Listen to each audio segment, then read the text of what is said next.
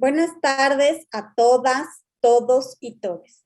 En nombre del doctor Ángel Alonso Salas, les doy la bienvenida a la sesión de la Cátedra Universitaria de Bioética para el Bachillerato, Principales Problemas de Bioética y Género.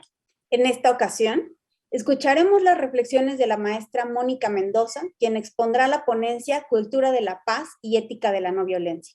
Bienvenida, maestra, un placer escucharla. Si me permite, voy a presentarla. Mónica Adriana Mendoza González es licenciada y maestra en Filosofía por la UNAM y tiene estudios interdisciplinarios de alta especialización en el Instituto Interamericano de Derechos Humanos. Es especialista en Gobernabilidad, Derechos Humanos y Cultura de Paz por la Universidad de Castilla-La Mancha, España.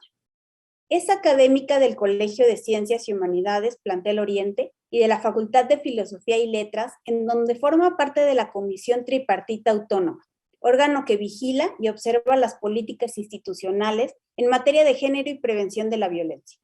Cuenta con 18 años de experiencia en el diseño, implementación y evaluación de proyectos y programas educativos de formación y difusión de la educación en derechos humanos, perspectiva de género, abordaje de conflictos, derechos de niñas, niños y adolescentes y construcción de paz en el ámbito escolar en los niveles de secundaria, educación media superior, superior y posgrado, así como en el ámbito comunitario.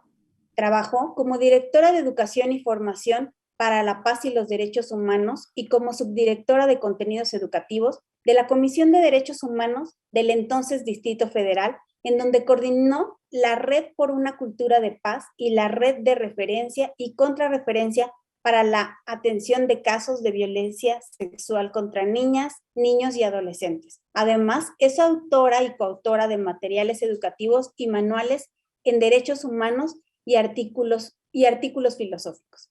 Bienvenida, maestra. Es un honor para nosotros escucharla y tenerla dentro de esta cátedra. Le agradecemos mucho su presencia.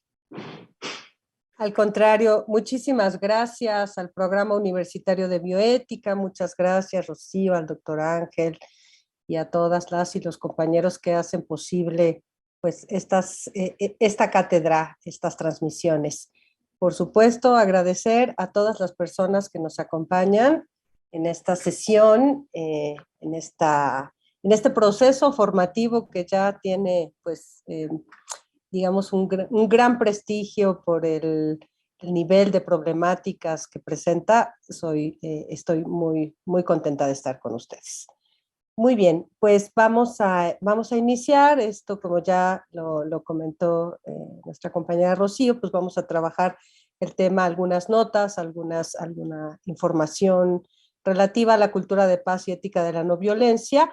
Voy a mencionar y me voy a centrar en algunos momentos en el tema del género, pero no será como el tema fundamental, porque yo sé que ustedes han estado pues abordando muchas de las temáticas principales y las problemáticas alrededor del género, pero va a estar allí, digamos, como una línea de manera transversal el tema del género. Muy bien, vamos a empezar quiero invitarles a que piensen por unos momentos y les invito a que pongan en el chat mencionar algunos eventos que consideren violentos que se presentaron en los últimos días o semanas. Lo que ustedes quieran, piensen desde que se levantan, salen de su casa, se enfrentan a los medios de comunicación, si no salen, lo que sucede en casa, lo que sucede en la calle, lo que sucede en la colonia, en la ciudad, e inclusive en el mundo. Piensen en todos estos eventos o hechos que ustedes pueden determinar como hechos violentos. La cultura de paz y en lo que ustedes van compartiendo algunas de sus experiencias o consideraciones, voy a ir avanzando. En cualquier momento, por supuesto, son bienvenidas las preguntas. Voy a presentarles algunas láminas, algunos datos. Voy a hacer un juego allí entre imágenes y datos para generar un poco más para promover más la reflexión. Les invito a que se pongan a pensar, a que pensemos de manera individual y también conjunta, qué es lo que miramos en estas imágenes, que en muchos se autoexplican.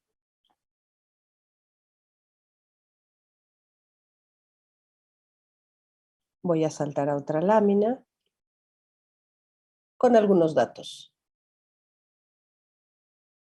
En México, en 2016 se registraron 11,808 nacimientos entre niñas de 10 a 14 años. Eso es un dato para México. El 95% de los nacimientos de madres adolescentes ocurren en países de bajos y medianos ingresos.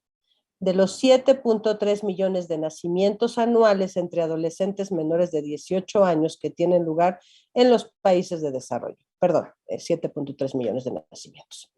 Y 1.1 millones se dan entre niñas menores de 15 años. Vamos a sumarle a la invitación de que piensen algún fenómeno o hecho violento en los últimos días o en las últimas semanas. ¿Qué les estimuló estas imágenes? ¿Y qué les provocan estos datos?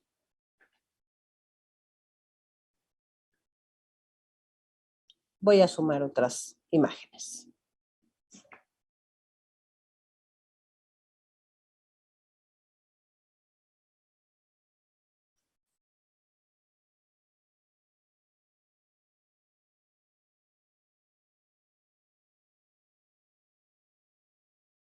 Y voy a sumar otros datos.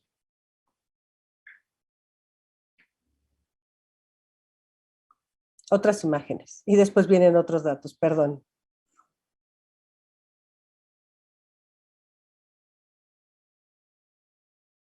¿A qué les invitan estas imágenes? A pensar en qué temas, en qué problemas, en qué circunstancias. Otros datos. Una tendencia igualmente alarmante se observa en las actas del registro civil. Entre 2010 y 2015, 70% de las niñas y adolescentes de entre 10 y 14 años que tuvieron un hijo nacido vivo reportaron que el padre tendría entre 18 y 78 años de edad.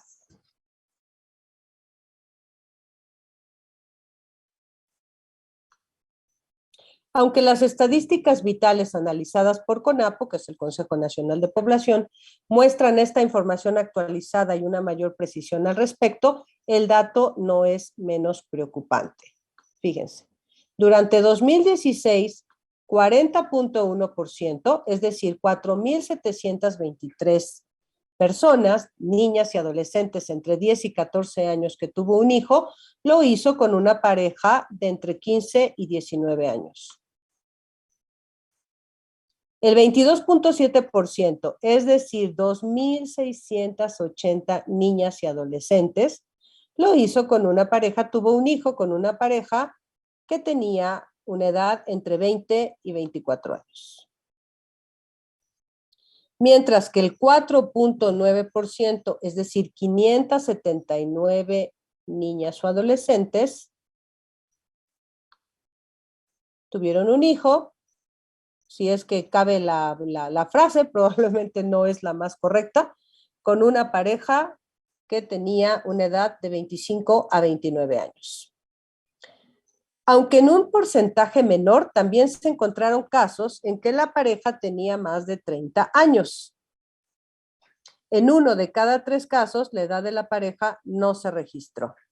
Pero si regresamos a los datos que comenté en un principio, de las niñas y adolescentes de entre 10 a 14 años, tomen en cuenta el rango de edad del padre, ¿no? De entre 18 a 78 años de edad. Me voy con otra lámina.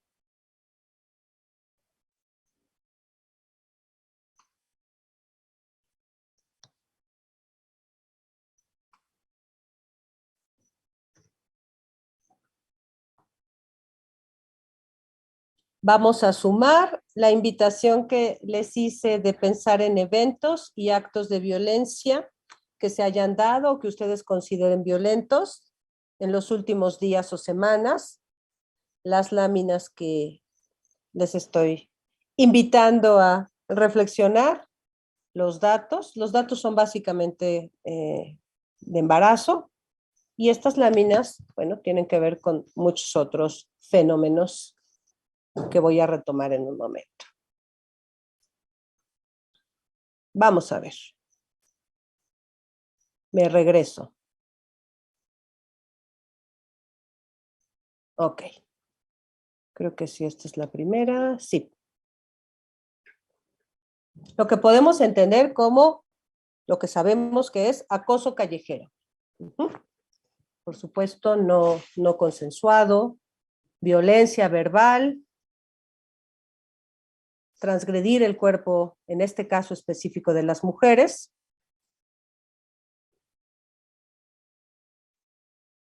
Datos de México y del mundo de embarazos adolescentes. Probablemente se puedan ver como casos que no tienen relación, pero la idea es cómo vamos a conjuntar esto pensando en la necesidad de la cultura de paz y la ética de la no violencia. Esta lámina nos presenta fundamentalmente contextos de trabajos, trabajo y cuidados, el trabajo de los cuidados. Hay una emergencia muy interesante en el tema de los cuidados, en donde se está planteando la necesidad de la masculinización de los cuidados, dado que estamos todavía en la feminización de los cuidados. ¿Quiénes se dedican a los cuidados? Pues las mujeres. Y recuerden que se habla, seguramente ya lo han visto, y si no lo comento aquí, se habla en el caso de las mujeres de una primera, segunda, tercera jornada de trabajo, no solo el trabajo en casa, sino el trabajo en el remunerado que hacen, si es remunerado o no, y además todo el trabajo de cuidados que se tiene que hacer o que se extiende a la familia, no solo nuclear, sino a la familia extendida, ¿no? Un cartón de Mafalda, que les invito a conocerla si es que no la conocen, que le pregunta a su mamá qué te gustaría hacer si vivieras, ¿no? Pensando en esta carga del trabajo doméstico. Dos personas, una mujer afrodescendiente, un hombre blanco de traje, en donde el camino para el hombre blanco es un camino, digamos, más libre que el camino que va a tener que cruzar una mujer afrodescendiente, que además empieza con un grillete la carrera, ¿no? El desequilibrio en los ingresos, que eso sabemos que es una realidad. Recuerdo y siempre menciono en este caso, porque fue muy sonado, el tema de las mujeres actrices en Hollywood que empezaron a levantar la voz al respecto de por qué ganaban menos que sus compañeros cuando hacían un papel protagónico. En este caso, no sé si recuerdan estas imágenes de la motocicleta destrozada y de esta mujer que se encuentra en la fotografía del lado izquierdo. Fue el choque que se dio en la carretera Cuernavaca, en donde perdieron la vida varias personas, mujeres que no iban manejando las motocicletas, pero que perdieron la vida porque iban acompañando a los hombres conductores de las motos. Choques, imágenes que están relacionadas con el tráfico de armas, con el tráfico, el narcotráfico, asesinatos. No se alcanza a ver la imagen de arriba, pero es un hombre que tiene frases como no me enfermo, soy muy fuerte, soy blanco, soy más inteligente que las mujeres, etcétera, etcétera. Los datos que les di también alarmantes, ¿no? Sabemos que en México todavía se dan matrimonios arreglados, matrimonios forzados, y que hay situaciones en otros puntos del mundo en donde esto es una práctica cotidiana de niñas con hombres adultos, casadas con hombres adultos y adultos mayores. Y esta lámina, pues tenemos ahí estas imágenes relacionadas con mujeres, como es la vida de las mujeres que se encuentran cercanas a los cárteles del narcotráfico, en donde, bueno, la más, digamos, conocida es la esposa del Chapo, Emma Coronel, y de la que yo siempre comento, si pregunto si tenía opciones, si tenía opciones de decirle que no a una figura como el Chapo Guzmán. Uh-huh. Esta lámina pretende como incentivar o estimular el tema de cómo se ha cosificado a las mujeres en una cultura heteropatriarcal, en donde no solo se cosifica el cuerpo, sino se le imprimen muchas marcas de violencia, pensando en las burkas, por ejemplo, ¿no? En donde las mujeres son reducidas prácticamente a sombras, a fantasmas. Hay toda una polémica con respecto a eso, ¿no? De si ellas están de manera voluntaria usando o no estos atuendos. Me queda claro que es un tema ético, un tema social profundo, pero quiero mostrar como la diversidad, ¿no? El tema de los uniformes oficiales en las Olimpiadas del voleibol femenil de playa, en donde el equipo de Egipto decidió, ¿no?, de manera frontal no usar esos bikinis porque consideran que es otra de las formas de violencia, además de que sus creencias no se lo permiten. El equipo noruego también hizo lo mismo, de noruegas, rechazando este bikini que utilizan en el voleibol y que es oficial, ¿no? Se da un fenómeno aquí también muy interesante al respecto de cómo los comentaristas de televisión siempre enfatizan, en el caso de las atletas, cómo lucen antes de mencionar la fuerza, la precisión, las estrategias. Siempre en el comentario, la mayoría de los casos en los comentarios que se hacen al respecto de las mujeres atletas, siempre va por delante cómo lucen, ¿no? Si traen las uñas pintadas, si se arreglaron, si se pintaron el pelo, si se ven de determinada forma, cosa que no sucede en el caso de los hombres. Bueno, vamos a ver, ¿por qué la necesidad de una cultura de paz? Estos elementos que hemos estado revisando, que les estoy invitando a reflexionar, tienen un común denominador y que son formas de violencia. No vamos a hablar en la actualidad de una violencia, de que existe la violencia, sino vamos a hablar de formas de violencias. Y estas formas, modos, tipos de violencia, tenemos un gran catálogo de tipologías. Tenemos catálogos, tenemos listados, tenemos tipologías de violencias, desde las perspectivas antropológicas, filosóficas, sociológicas, hasta lo que podemos encontrar en los instrumentos nacionales e internacionales. ¿Por qué es necesaria una cultura de paz? Y en este caso que les decía yo desde un principio, que iba a llevar como este hilo conductor en el género sin definirlo y sin abocarme de manera conceptual a ello, porque sé que ustedes han estado trabajando y seguirán trabajando en el tema, sí quiero que tengamos presente, se les invito, perdón, a que tener presente como este tema como nuestro detonador reflexivo. Y les quiero compartir la noción de lo que es una cultura de paz. Porque a veces cuando se habla de cultura de paz, se cree que es una perspectiva, digamos, pasiva, que es una perspectiva que como inerme, una perspectiva en donde hay que poner la otra mejilla y nada que ver.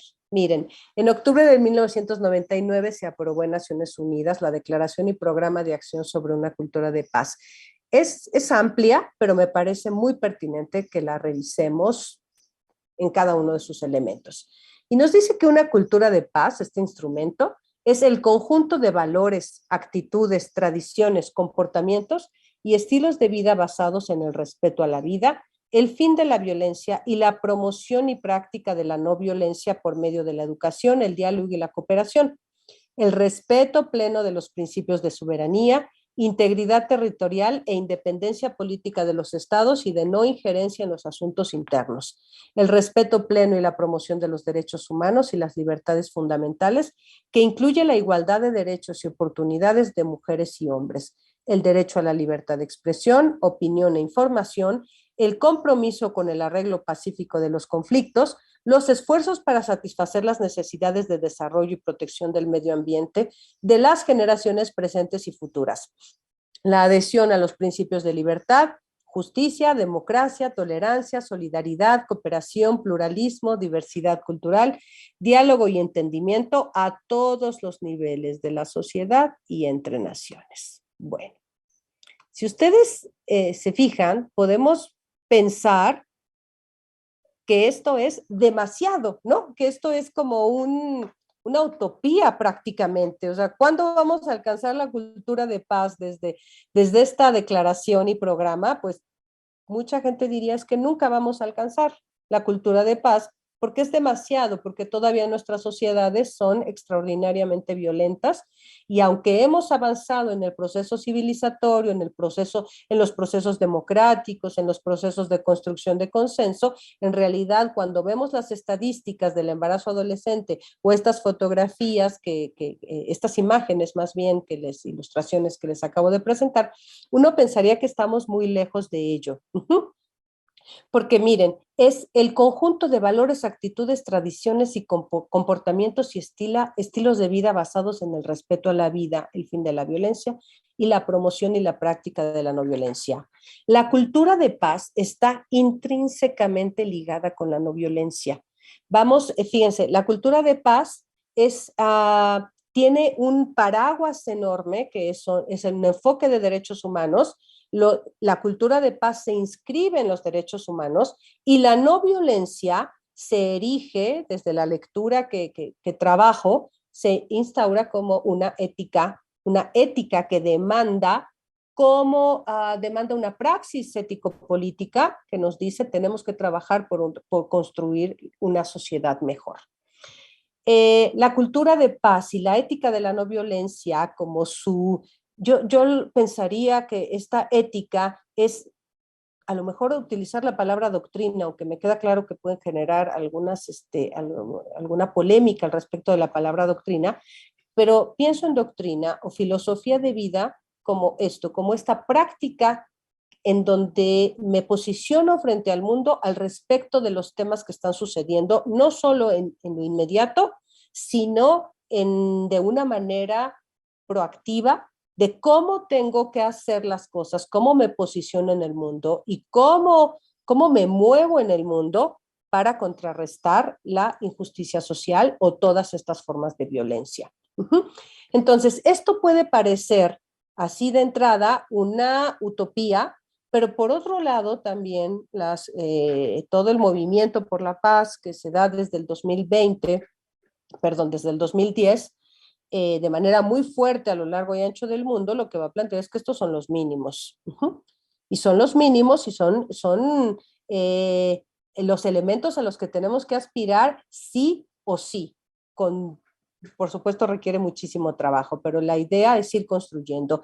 La pregunta fundamental que está descansando en todo este intento de construcción de paz y en todos estos logros también, es si no nos gusta la sociedad, o la premisa o el juicio sería si no nos gusta la sociedad, entonces tenemos que trabajar para mejorarla. Y si se fijan, el tema de la no violencia ya es un tema que está inserto no solo en los instrumentos internacionales, sino también ya está en la Ley General de Educación, ¿no? En el ámbito que estamos impartiendo esta charla, pues estamos en un nivel educativo y la no violencia ya está inserta allí. Afortunadamente en nuestra querida universidad se están dando pasos institucionales, pero también pasos a partir de la comunidad educativa y a partir de la comunidad docente de ir trabajando en erradicar las formas de violencia. no me voy a centrar en el tema, pero hay algunos autores que plantearían que no existe la violencia cero, ¿no? Que la violencia es parte de la cultura, que la violencia es parte de las sociedades y no podemos aspirar a una violencia cero. Ah, no es el tema reflexionar en este espacio sobre eso, pero sí ir caminando y dando los pasos, porque lo otro es cruzarnos de brazos y decir, bueno, como no hay posibilidad de terminar con la violencia y somos inermes ante ello, pues entonces mejor nos resignamos.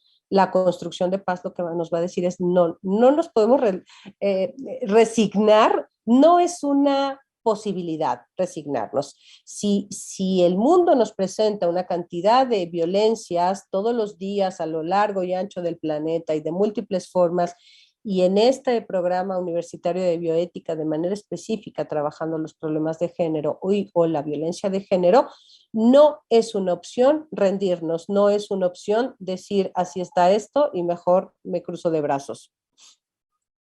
Bien, ok. Vamos a definir ahorita la cultura de paz, en este caso la no violencia, y quiero empezar por lo que lucha. Que la no violencia como esta, digamos, esta ética, esta praxis ético-política que forma parte de la cultura de paz, aunque la no violencia se gestó de manera, digamos, como específica con toda la lucha que inició Gandhi para la independencia de su país, la no violencia va en contra de todas las formas de discriminación, de todos los tipos de violencias, de la exclusión, de la segregación, la invisibilización, la homofobia, la misoginia, la transfobia, la xenofobia y otras formas conexas. Miren, es un listado que si bien está implicando varios conceptos que podemos mirar como relacionados, bueno, podemos decir es que la discriminación es una forma de violencia, la exclusión es una forma de violencia, la segregación, y sí, podemos mirar a todas estas como formas de violencia, pero pongo la palabra violencias al respecto de lo que les decía hace un momento, de que tenemos tipologías muy específicas de violencia. Podemos hablar de violencia estructural, de violencia cultural, de violencia simbólica y todos los tipos y modalidades que se encuentran, por ejemplo, en la Ley General de Acceso a las Mujeres a una Vida Libre de Violencia, en donde va a hablar de violencia física, violencia verbal, violencia psicológica, violencia económica, violencia patrimonial. Y entonces parece que estamos en un mundo en donde lo que priva básicamente son las violencias, ¿no? Todas las formas de violencia. Me regreso a la lámina anterior porque quiero enfatizar algo. Uno de los elementos importantes de la cultura de paz es el arreglo pacífico de los conflictos, pero no habla pacífico en el sentido de ser pasivo. Este pacifismo es un pacifismo activo, es un pacifismo que va a buscar el ejercicio de los derechos humanos. Y este es uno de los elementos, junto con la no violencia y el tema del género, buscando la igualdad más que equidad. Si bien equidad se puso sobre la agenda política de las políticas públicas hace unas décadas, ahorita estamos hablando desde los estándares internacionales y lo que se está impulsando específicamente en nuestra universidad es la igualdad. ¿Por qué la igualdad? Porque se tiene que poner sobre la mesa la misma línea de oportunidades, las mismas prerrogativas, es decir, las mismas leyes para todas, todos, todes. Continúo. No veo cómo voy de tiempo. Ok, entonces, la no violencia va en contra de todas estas formas y muchas otras. No es una lista exhaustiva, solo para ir reflexionando al respecto. Y lo interesante también es que hay una declaración de la ONU al respecto de las mujeres para el Día Internacional de la Paz, que fue el 21 de septiembre de 2020, y miren lo que nos dice. El poder de las mujeres para la construcción de paz es vital para la seguridad de nuestro mundo. Hay un tema también muy polémico al respecto de preguntarnos quién hace las guerras y quién fomenta las violencias. Si bien hay todo un análisis que nos dice que las mujeres, un análisis que proviene de las tradiciones, sobre todo religiosas antiguas, que nos va a relacionar a las mujeres con el mal o como encarnación del mal. Si pensamos en la primera mujer desde la tradición no solo hebraica antigua, sino también la cristiana y que se convierte en católico-romana, si pensamos en la figura de Eva como alguien que hizo o tendió al mal, como encarnación del mal, hay una línea no solo en esa religión, sino también en muchas otras al respecto de las mujeres somos la encarnación del mal y por lo tanto el mal del mundo es un mal que tiene que ver con las mujeres. Sin embargo, hay otro contraste que nos va a decir y que va a poner sobre la mesa que en realidad la fuente de las violencias, la fuente de la guerra y de todas estas formas que comenté, y la guerra como el elemento, como la manifestación más cruenta, más sangrienta, más, ¿cómo llamarlo? Fulminador, no sé cómo decirlo, de las violencias es la guerra, y quien hace la guerra son los hombres.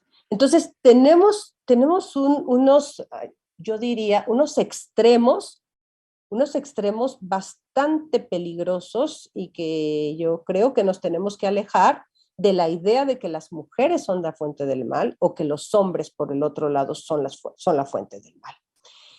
Nos dice esta declaración de la ONU para las mujeres para el Día Internacional de la Paz. Nos dice que la paz es un prerequisito para la salud, la igualdad y la seguridad humana.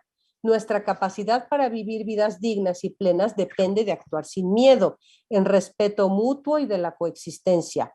Hoy al conmemorar, bueno, esto es un texto del año pasado, el Día Internacional de la Paz, unos 2.000 millones de personas viven en zonas afectadas por conflictos armados. Luchan por sobrevivir a través del desplazamiento forzado y las economías e infraestructuras colapsadas. La desigualdad profunda y sistémica genera tensiones que pueden encender diferentes formas de conflicto. En muchas regiones del mundo, los impactos del cambio climático están exacerbando las condiciones que amenazan la paz y la seguridad y las devastadoras consecuencias sociales y económicas, todas y todos hemos sido afectados por ello, del COVID-19 se han unido a las normas de género discriminatorias y a la dinámica de poder desigual para alimentar la inseguridad y la fragilidad. No está aquí mencionado, pero todas y todos somos espectadores y espectadoras del conflicto que se está dando aquí y ahora en Ucrania, con Rusia, Polonia, Estados Unidos y toda esta tensión en donde nuestro país no está exento no está fuera de ese conflicto, también está jugando un papel porque asistimos, nos dice un autor, el autor de los filósofos de la paz y de la guerra, que desde el siglo XVIII no podemos escapar a esta codependencia global económica y que desgraciadamente redunda en muchas de las ocasiones en conflictos bélicos. Ok. La construcción de paz y la cultura de paz nos demanda un tipo de paz específica. Ajá. Nos va a decir la cultura de paz. Bueno, hay muchos, déjenme, primero les voy a compartir esta otra lámina. No, no está, permítanme. Ok, la paz la podemos entender de muchas maneras. La paz puede ser un valor para algunas personas, pero para otras puede ser un estado, puede ser una aspiración, puede ser un estado interno o puede ser un estado social o una búsqueda social. La podemos entender de muchas maneras, pero la cultura de paz está buscando lo que va a llamar la paz positiva. La paz, y porque entiende en su contraste una paz que es la negativa, y la paz negativa la va a concebir como ausencia de guerra o también lo que se llama la paz intimista, y que muchas veces se confunde la construcción de paz o cuando uno dice, bueno, es que me asumo como educadora para la paz o me asumo como constructor o constructora de paz, parece que se entiende como algo intimista en el sentido de yo estoy bien conmigo, puede estar todo allá afuera hecho un caos hecho un lío, pero yo soy capaz de mantenerme en paz conmigo misma. Sin embargo, esta no es la paz que busca la cultura de paz, ni como ausencia de guerra, ni como paz intimista. De hecho, en México, a lo mejor en los últimos años no, pero yo recuerdo hace unos quizá 10 años atrás, escuchar mucho, agradecer que en nuestro país no estábamos en guerra, ¿no? Bueno, sí, tenemos muchos problemas, tenemos carencias, hay pobreza, pero en realidad estamos bien porque no tenemos guerra. La cuestión y la pregunta que hace un enfoque, la cultura de paz, ¿es suficiente con no tener guerra? Hay pobreza, hay discriminación, hay clasismo, hay racismo, hay feminicidios, hay violencia contra las niñas y los niños, hay violencia contra las disidencias de género, y entonces solo por no tener guerra, una guerra, digamos, como la entendemos, ¿no? Con armas, con ejércitos, ¿nos debemos conformar? Pues no, porque la construcción de paz lo que nos va a decir es que tenemos que buscar, es un estado progresivo, un estado en donde buscamos la justicia social, pero tampoco acepta la paz intimista como esta paz de la persona solipsista, ¿no? En solitario, en donde si vemos algunas personas dicen, bueno, yo puedo estar en paz aunque allá afuera se estén peleando, se estén gritando, haya basura, haya ecocidios, yo estoy bien conmigo misma o conmigo mismo. Ninguno de estos tipos de paz que los considera negativas los está buscando la construcción de paz. ¿Qué está buscando? A que nos invita a buscar la presencia de justicia. Es un proceso activo de construcción de la justicia a través, y ahí está el elemento, ahí quiero enfatizar, aquí está el elemento, digamos, no ramplón, el elemento profundo, el elemento humano, demasiado humano, nos diría Nietzsche, de la cultura de paz. ¿Cómo vamos a construir este proceso activo? ¿Cómo vamos a ir caminando? Pues a través de aflorar, afrontar y resolver conflictos. Es decir, esta paz positiva parte de la profundidad de la conflictividad humana y nos va a decir qué conflicto se da donde hay dos o más personas, ¿sí? Siempre que hay dos o más personas, va a haber, hay posibilidad de conflicto porque mira el conflicto de una manera también positiva. No le mira como algo de lo que hay que huir, de lo que hay que escapar, como algo que hay que evitar. No, esta perspectiva, que es profundamente humana, nos va a decir el conflicto es inherentemente humano. Y como es humano, tenemos que aprender a gestionar los conflictos, ¿no? Hay varios niveles. Hay quienes nos hablan de gestión de conflictos, de administración de conflictos, de resolución de conflictos o de, yo creo que ya dije transformación, ¿no? Transformación, administración, gestión, resolución de conflictos. En el caso de los procesos comunitarios, se enfatiza la idea de la transformación de conflictos, ¿no? La idea de gestión está como más centrada a las empresas y a la administración, tanto pública como privada.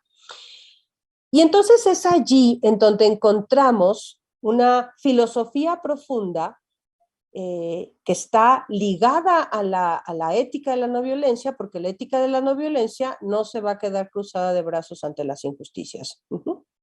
Entonces, afrontar y resolver los conflictos se busca de una manera no violenta. ¿Y qué implica en este sentido la no violencia? Yo les decía, es una postura ético-política, una praxis de vida, un asumir una manera como me voy a relacionar con las y los demás e inclusive el medio ambiente, para lograr una armonía del ser humano consigo mismo, con las y los demás, les demás y con el entorno. Una cultura de paz se construye con el aprendizaje a vivir en paz.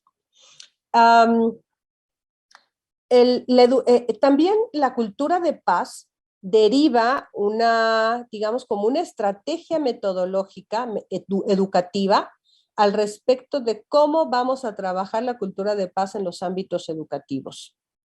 Y es una respuesta a la escuela tradicional y se da fundamentalmente a finales del siglo antepasado, ¿no? Y surge el siglo pasado de una manera, digamos, más fuerte con la escuela nueva, se va consolidando todos estos planteamientos que se da desde pedagogos, antropólogos, sociólogos, filósofos, por supuesto, y una de sus figuras más importantes es Montessori, ¿no? Con la escuela activa, que forma parte también de toda esta tradición de la escuela nueva. Y lo que nos dice María Montessori es algo muy interesante, eh, que tenemos pedagogías para la guerra. Piensen en textos como El arte de la guerra, piensen en textos como De la guerra, me pasa por la mente el filósofo de la guerra o uno de los que consideran el apologista de la guerra, quizá el primero, el último, el único, que es Clausewitz. Tenemos pedagogías para la guerra, manuales para la guerra, dictados, doctrinas, hay todo un aparato allí para hacer la guerra. Y Montessori nos dice que si creíamos que la convivencia era algo que se podía dar de manera, digamos, más natural o más espontánea cuando hay dos o más personas, pues la verdad es que no. Y si nos están enseñando o existen pedagogías para la guerra, tenemos que empezar a trabajar para las pedagogías para la paz. Porque resulta que nos estamos dando cuenta que no sabemos convivir y que parece que todo tiene que terminar o con formas de violencia, como golpes, como insulto o con la privación de la vida de la otra persona o las otras personas. Muy bien. No sé si tengan alguna inquietud. Sí, hay algunas preguntas en nuestra transmisión en Facebook. Entonces, Adelante. respecto a la primera pregunta, maestra, con la que usted inició la presentación, ajá. Macati Jun Mendoza dice, el partido Querétaro contra Atlas. Él mismo señala, asaltaron a residentes afuera del hospital, cerca de la zona de hospitales de Tlalpan. Norma Gallardo nos dice, la guerra entre Rusia y Ucrania. Ella misma nos dice, respecto a las imágenes ya siguientes que usted mostró, dice, hay una imagen donde la carrera de la mujer se presenta con mayores obstáculos.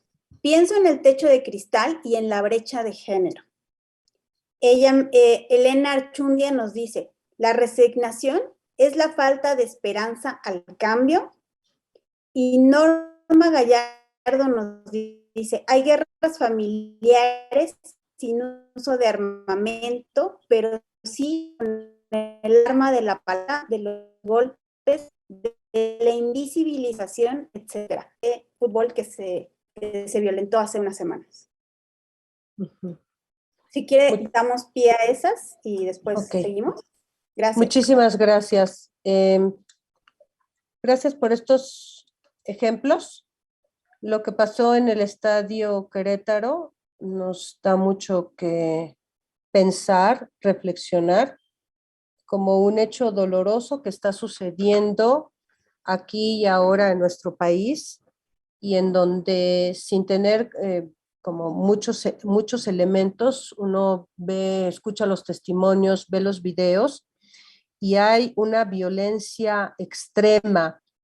Hay un libro muy interesante que se llama Sociedades extremadamente violentas, del Fondo de Cultura Económica, en donde el autor pone el tema del genocidio y dice que los genocidios no se dan solamente por los gobiernos en contra de un grupo o de una comunidad, como para diezmarla y acabar con ella, sino que hay una complicidad de la sociedad en general, ¿no? Y pone varios ejemplos, por supuesto el de la Segunda Guerra Mundial con el nacional socialismo, con el fascismo, perdón, fue un tema, digamos, conocido mundialmente.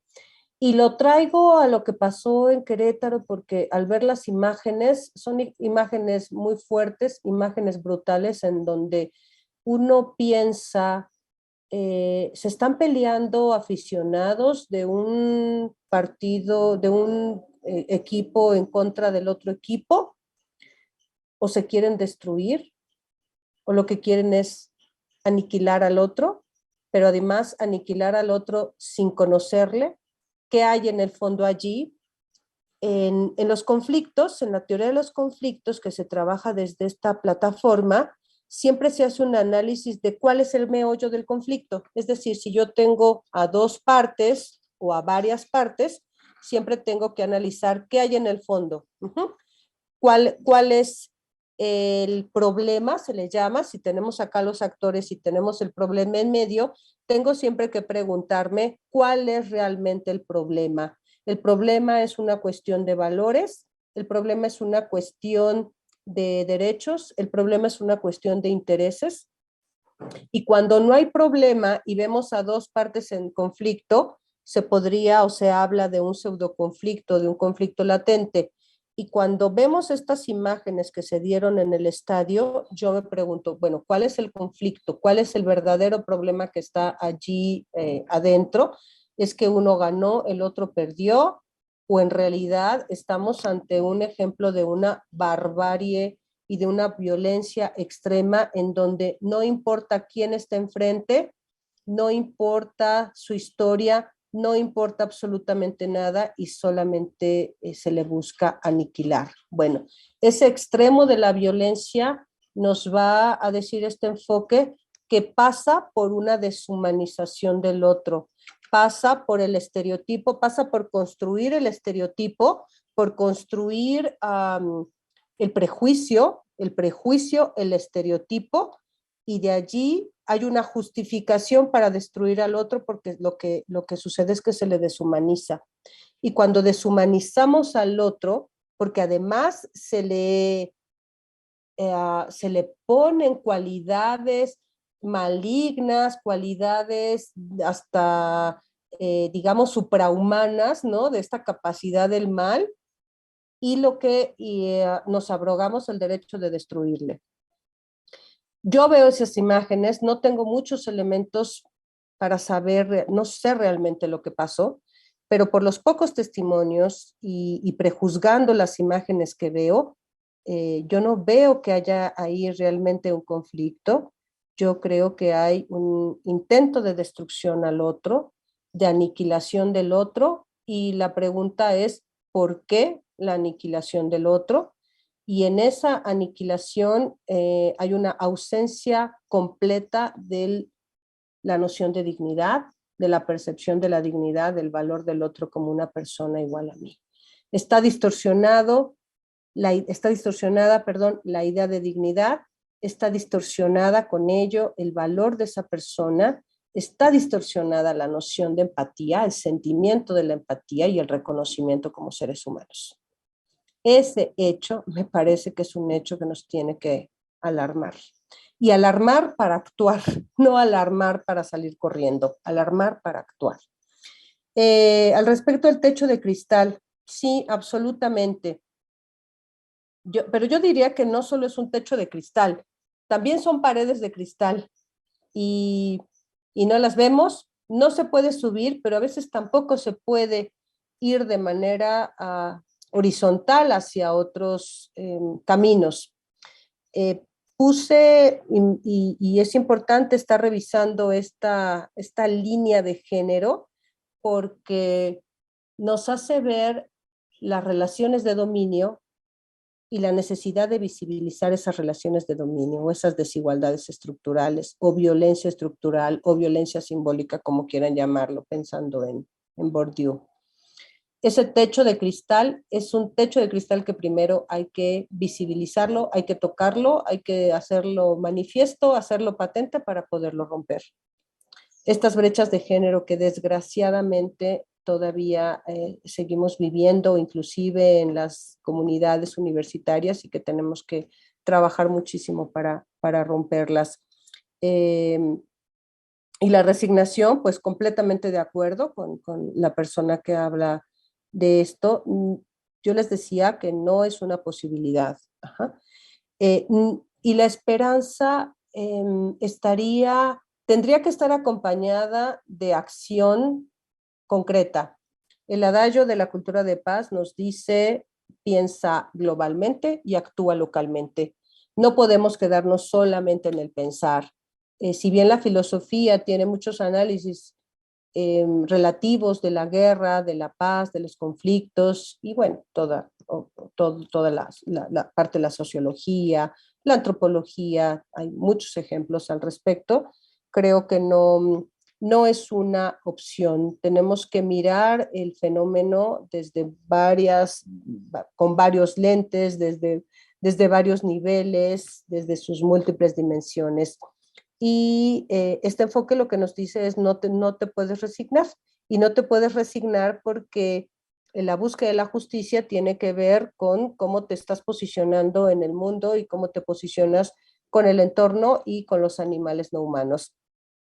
Siempre lo comento: el machismo, como la forma de las sociedades heteropatriarcales, no solo dañan a las mujeres, dañan a los hombres, a los varones, pero también dañan el medio ambiente y dañan a los animales no humanos, ¿no? Estos ciclos y estas dinámicas o espirales de violencia que se dan a lo largo y ancho del planeta y en varios fenómenos, no eh, nos impiden, nos deben de impedir como imperativo ético cruzarnos de brazos. Muy bien, continúo. Tomando esta línea que les decía de las mujeres, fíjense que también en el 2000, en la resolución 1325 del Consejo de Seguridad de las Naciones Unidas, estaba centrado en el rol de las organizaciones de la sociedad civil de mujeres a la hora de prevenir y resolver los conflictos armados y de contribuir a la consolidación de la paz. Esto también es polémico porque en esta dinámica pendular que hablaba hace un momento, entre si los hombres son los generadores de la violencia o las mujeres son las que encarnan o encarnamos el mal, tenemos allí una lógica pendular que creo tenemos que erradicar. Ajá. Y cuando pensamos en el rol de las mujeres, ¿qué pasa en las guerras? Bueno, en las guerras son víctimas directas, pero además víctimas sexuales. Ustedes saben que una de las formas que se da no solo en las guerras, en cualquier conflicto, ya sea intestino o internacional, las mujeres siempre terminan siendo ultrajadas, violadas, asesinadas, y hay siempre el elemento de la violencia sexual, ¿no? Si bien los genocidios o las dinámicas de violencia que se dan en la guerra, que se dan entre hombres, son muy cruentas y no las vamos a minimizar, hay siempre contra las mujeres el elemento de la violencia sexual, ¿no? Si nos vamos a la historia y pensamos en los instrumentos de tortura y pena capital, estos instrumentos siempre iban dirigidos contra la sexualidad, ¿no? Contra los cuerpos directamente. Si pensamos en los feminicidios, vamos a encontrar siempre el elemento sexual, no solo la violación, cercenar los senos, la vagina, golpear el vientre de las mujeres embarazadas. Vaya, no quiero ser tan explícita al respecto. Pero esto les decía que puede ser muy polémico porque nos remite también al problema de preguntarnos si entonces la paz está en las manos de las mujeres y si solo las mujeres pueden construir la paz, porque parecería que entonces los varones, los hombres, no han construido, como la alternativa a sus mandatos de género para construir la paz. Y entonces nos dirían, hay un ala, digamos, más radical que nos diría: pero ¿por qué le ponen nuevamente a las mujeres la responsabilidad de prevenir y resolver los conflictos armados? Si quien está haciendo las guerras son los hombres, si quien hace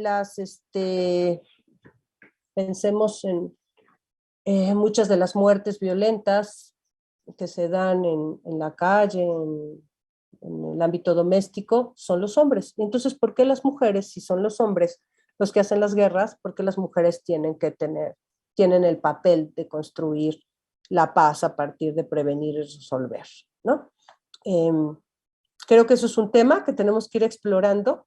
De entrada, me parece que tenemos primeramente que salir de esta lógica pendular de poner a las mujeres como fuente del mal o de poner a los hombres como solo los perpetradores de la guerra y de todas las violencias. A la hora de pensar algunas posturas radicales, ¿quién genera los conflictos? ¿Quién hace las guerras? La respuesta mayoritariamente es los hombres. Tendríamos que salir de eso. Mientras no salgamos de eso, me parece que nos vamos a estar dando de topes contra la realidad sin encontrar la salida.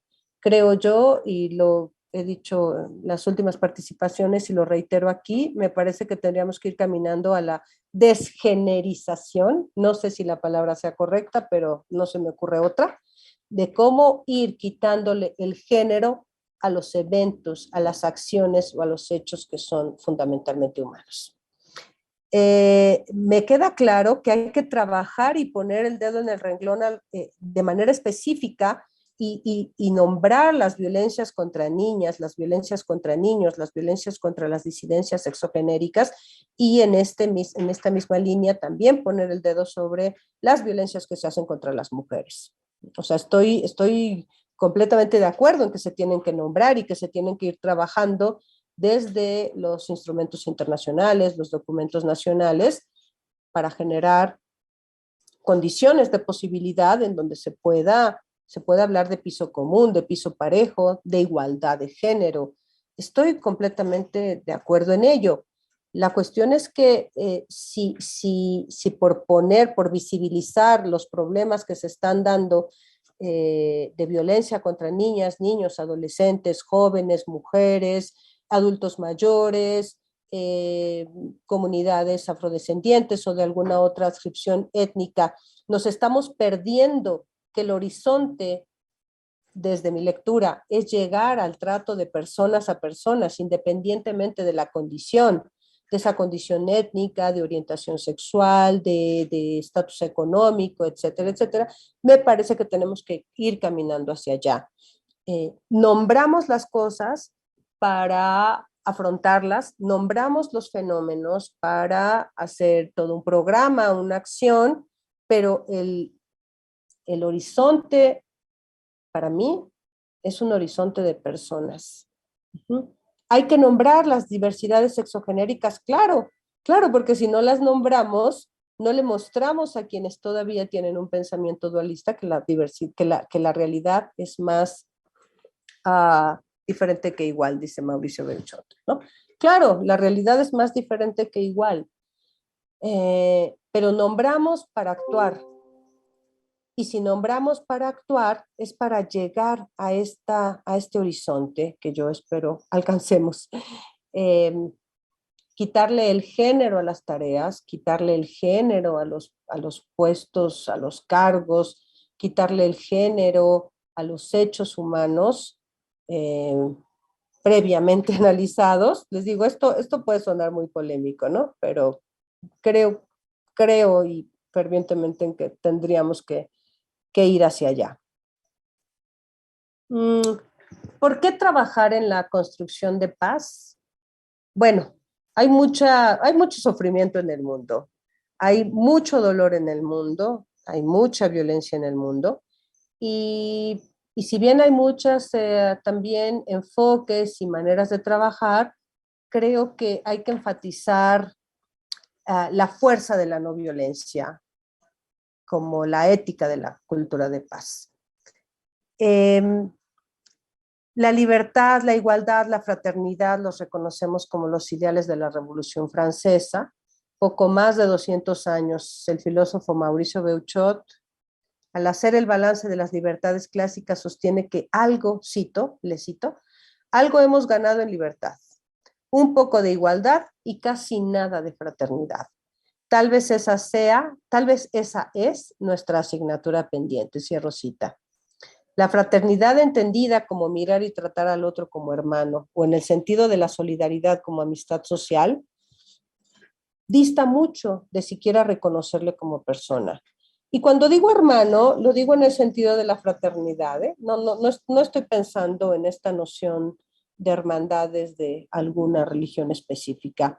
Lo digo, pienso en hermano como esta idea de todos formamos parte de la familia humana, independientemente de nuestras notas fenotípicas, genotípicas, ontológicas, formamos parte de la familia humana. La cuestión es que esta idea de la solidaridad, y si pensamos con Marcela Lagarde y en los movimientos feministas, la sororidad, sí me parece que están todavía muy lejos de reconocer a las personas como personas. Hay mucho aún por andar en el camino de la construcción de sociedades menos hostiles, en donde la política del reconocimiento del otro sea un mínimo ineludible. Parece mentira que con la historia de la humanidad todavía no acabamos de entender que las personas son personas y que a las personas se les tiene que tratar como personas y no como cosas.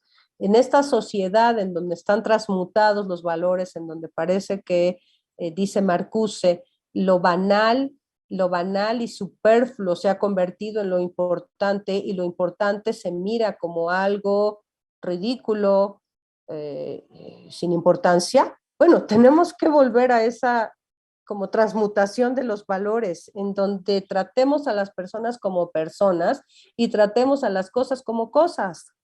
Ahora tratamos a las cosas y bueno, no me disgusta tratar a los animales no humanos con sumo respeto. Tampoco creo, y esto es un tema bioético que también se ha trabajado mucho en el programa, la manera como se humaniza a los animales me parece que también es una forma de violencia, ¿no?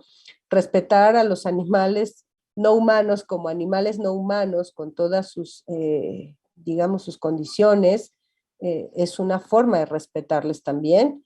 Humanizarlos demasiado me parece que es un acto de, no sé, de egoísmo, de miopía, etcétera.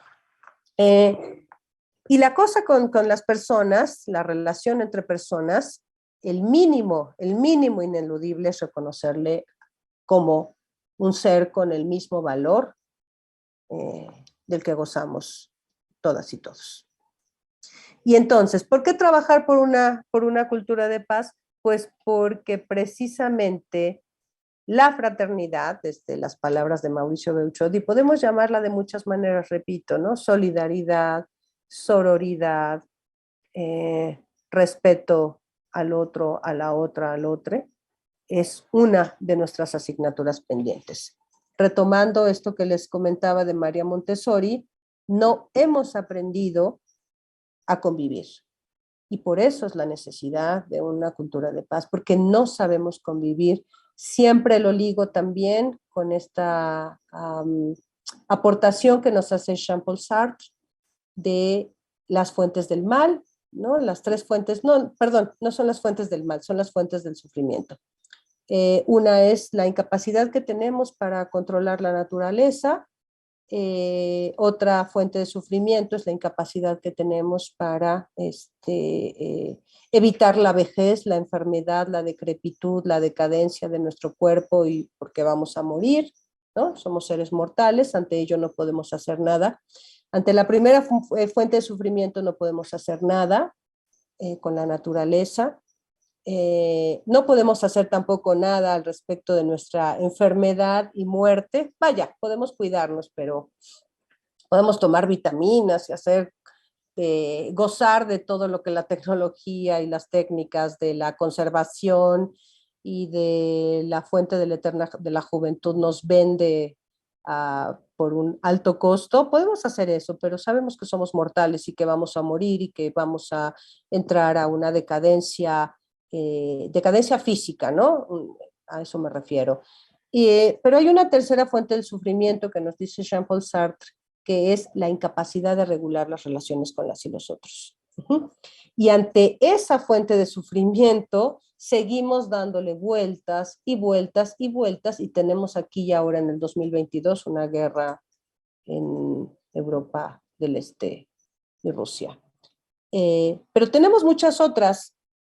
Es injusto solo hablar de esa guerra y no reconocer todos los conflictos que se dan en el Medio Oriente, los conflictos, las dificultades que se dan en América Latina, en África, y bueno, etcétera, etcétera.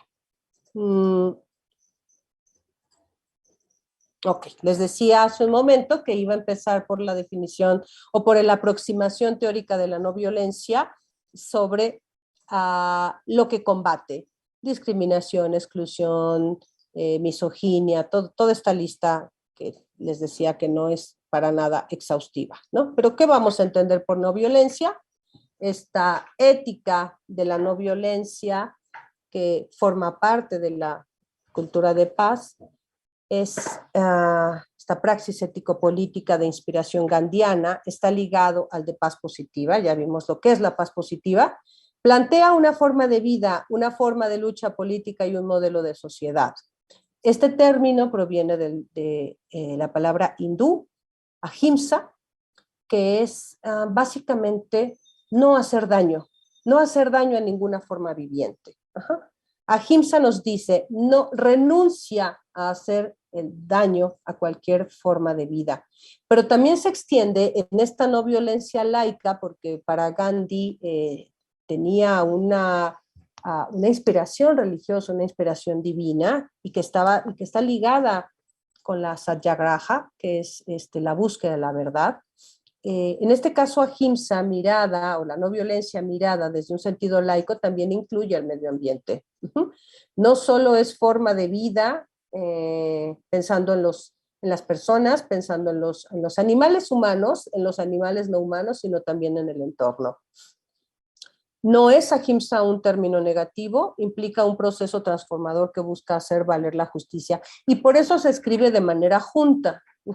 No violencia, es un término, no es la negación de la violencia, no se busca contrarrestar la violencia, lo que se busca es promover un sentido, una búsqueda de justicia como proceso, como una forma de vida, una forma de lucha política y un modelo de sociedad. Y la no violencia en esta plataforma nos demanda, como lo dice aquí la lámina, primeramente, fundamentalmente trabajar en uno como persona, una como persona, ¿sí? Es decir, no puedo trabajar la no violencia si primero no reconozco que soy un agente que puede producir mucho daño y mucha violencia. Esto nos lleva a un planteamiento de tipo ontológico y que nos llevaría a preguntarnos, a lo mejor, no sé, para algunos ociosa la pregunta de si somos buenos o malos por naturaleza. La construcción de paz nos va a decir que no. Si pienso en Kant, pues Kant va a responder, pues es que no nacemos ni malos ni buenos por naturaleza, más bien nos vamos formando, nos vamos humanizando, y en este proceso de humanización, pues también se entiende humanismo como alguien que está a favor de la humanidad y provee, digamos, a la humanidad de bienestar o de mejoras, pero en realidad también habrá cuestionamientos de que lo más humano lo más humano de toda la humanidad es, por ejemplo, la guerra, porque no hay ninguna otra cosa que sea más humana que la guerra, por ejemplo. Cosa también que nos empieza a cuestionar, bueno, ¿cuál es la característica o la nota ontológica más humana de los humanos? Pues que hacemos la guerra, que construimos armas para la guerra, porque a lo mejor otros animales no humanos se relacionan violentamente, pero ni tienen en su horizonte, o si tienen en su horizonte la destrucción del otro, no son las razones por las que nosotros destruimos a las y los otros. Entonces, primero tengo esta praxis ético-política que me lleva a primero reconocerme como agente que puede dañar y que puede ser fuente de sufrimiento también de otras personas. Y tengo en este mandato de la ahimsa, tengo que renunciar a eso. Las personas somos capaces de hacer daño de maneras a veces hasta muy sencillas. es la forja del ethos, la forja de la conciencia social, aquí lo anoto, la forja de la conciencia de género, ¿no? Conciencia de clase, que me va a decir que esta praxis ético-política se tiene que convertir en mi forma de vida. Ajá. Es posicionarte en el mundo y renunciar a hacer daño. Y esto no es poca cosa, es extraordinariamente complejo porque todas las estructuras, porque toda la sociedad está hecha precisamente para competir. Montessori ponía sobre la mesa, bueno, Montessori, olvidé comentar a Pestalozzi, a Freinet, a Bobet, se me va alguno por allí, de Crowley. Van a cuestionar, no todos, porque tienen sus diferencias, todos estos pensadores, pero sí Montessori de manera fundamental, que nuestra educación es una educación en la competencia.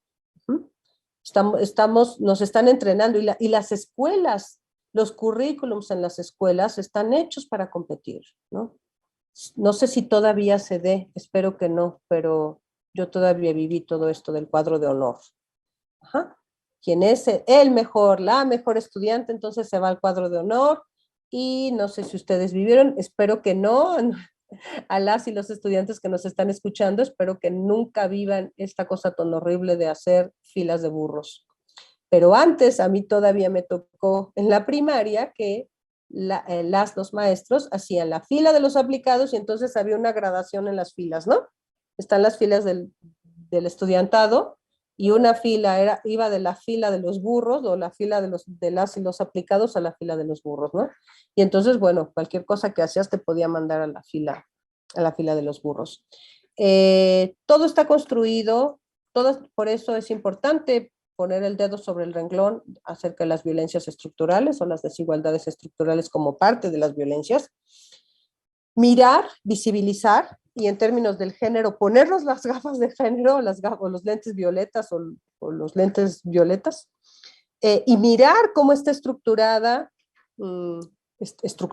las sociedades o las comunidades para seguir reproduciendo esquemas de competición, esquemas de desigualdad, esquemas de opresión, esquemas en donde se invisibilice.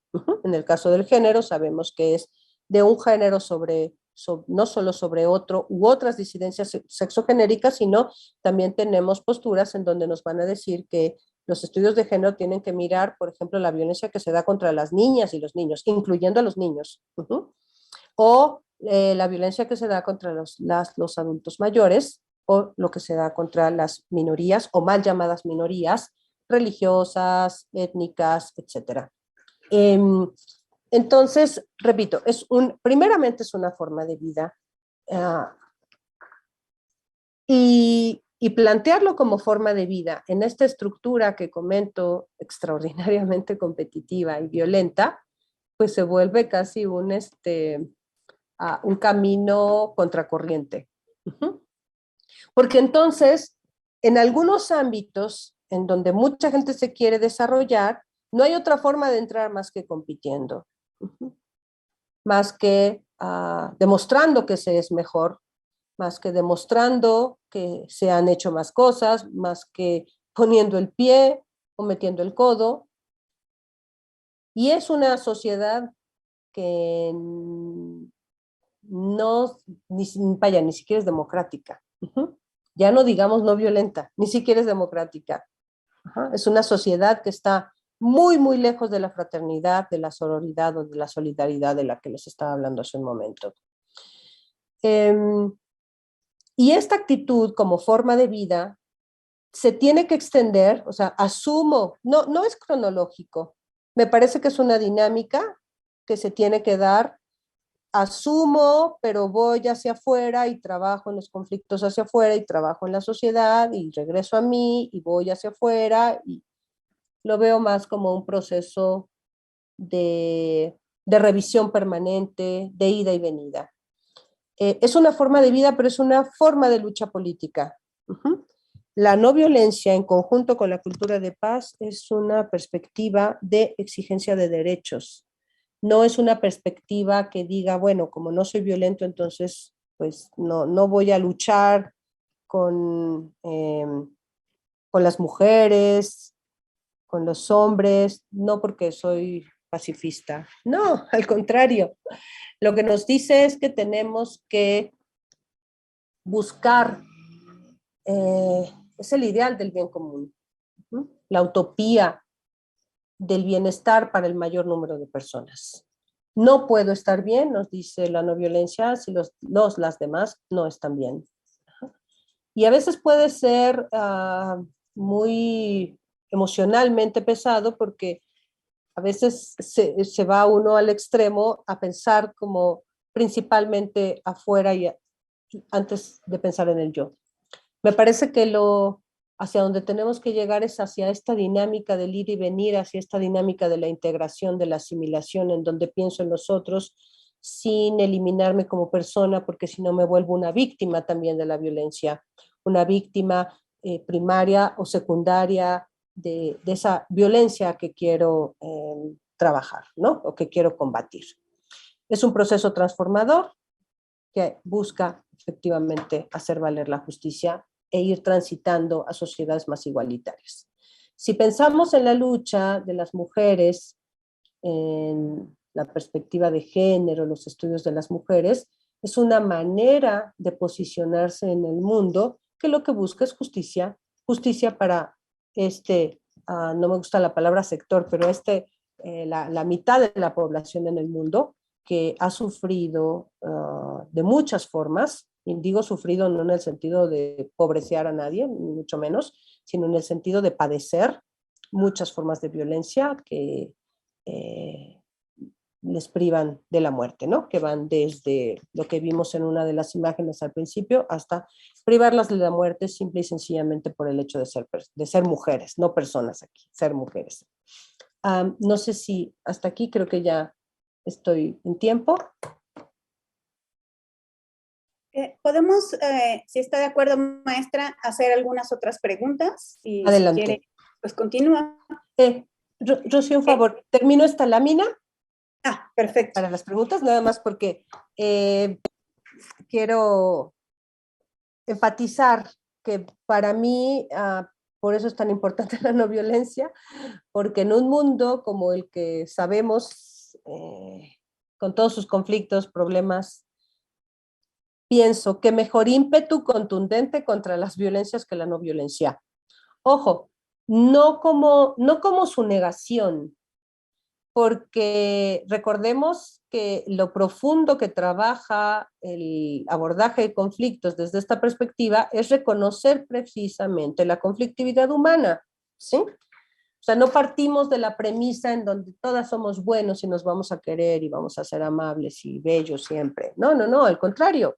Sabemos en la relación con el otro de que vamos a tener conflictos porque hay diversidad de pensamiento, de valores, de intereses, de derechos. Y lo toma en las manos, la no violencia lo toma en las manos y lo gestiona. Y dice, está bien, somos diferentes, vamos a gestionarlo. Pero no vamos a escalar violencia ni vamos a querer destruir al otro. La no violencia es esta potencia que puede encarar las diversas manifestaciones de su antítesis. Vivimos en un mundo en donde la camaleónica omnipresencia de las violencias acechan, generando daño, sufrimiento y secuelas que limitan o truncan proyectos de vida y llegan inclusive a causar la muerte. Cuando hablo de camaleónica omnipresencia de las violencias, me refiero a que a veces uno de los cuestionamientos que se me han hecho, que se hacen desde esta perspectiva, es que parece que todo lo vemos como violencia, ¿no? Y no, yo creo que hay muchas formas de los seres humanos. Aquí hay una distinción entre la agresividad y la violencia, y la agresividad entendida como esta potencia de vida, esta potencia de espíritu, que inclusive llega a formas de erotismo, de juegos, a lo mejor de relación de fuerzas que no necesariamente nos llevan a la violencia, ¿no? Y que tampoco se trata de deserotizar el mundo o desensualizar el mundo. No tiene que ver con eso, tiene que ver con estas formas, esta hipertrofia de la cultura que va directamente y daña y lastima o priva de la vida. Adelante, Rocío. Muchas gracias, maestra. Pues volviendo al último comentario que me gustaría leerle de la pregunta inicial, Lorena Nájera nos dice, observé cuando un hombre golpeaba a una mujer y la subió en una moto. Todo fue muy rápido y no hubo oportunidad más que de decirle que no lo hiciera, me mandó muy lejos y se fuera. Ya. Siguiente comentario, Mariluz Cervantes. La deshumanización del hombre ante actos y acontecimientos es muy preocupante, ya que deja mucho en qué pensar y mucho por actuar. Voy a leer, si está de acuerdo, 5 comentarios y vamos. Claro que Gracias. Sí, adelante. Acatishu Mendoza, maestra Mónica, ¿qué opina que dentro de la Agenda 2030, en los Objetivos del Desarrollo Sostenible, el número 16, que tiene que ver con la paz, se adecúa a nuestra realidad? ¿Le hacen falta más indicadores? ¿Cree que México tiene una postura radical en la cultura de la no violencia? Norma Gallardo, ¿de dónde viene la resolución 1325-2020? Si quiere, vamos con esas 4 y continuamos con otras después, si está de acuerdo. Claro que sí. Gracias. Bueno, empiezo por la última, que es como la más corta de responder, las resoluciones del Consejo de Seguridad. También me hago cargo de las críticas, bueno, no me hago cargo, pero estoy consciente de las críticas y de las que se hace a todo el sistema de Naciones Unidas, ¿no? Más que a los sistemas interamericanos, a todo la estructura de Naciones Unidas. Si pensamos en quiénes son los miembros del Consejo de Seguridad, pues entonces ya podemos empezar a sospechar cuál es el papel que juegan en el mundo, ¿no? Estoy consciente de ello, de las críticas. Perdón, no es el Consejo de Seguridad, es la Asamblea General. Pero estoy consciente pues de las críticas del Consejo de Seguridad, quiénes son, cómo toman las decisiones, por qué toman las decisiones.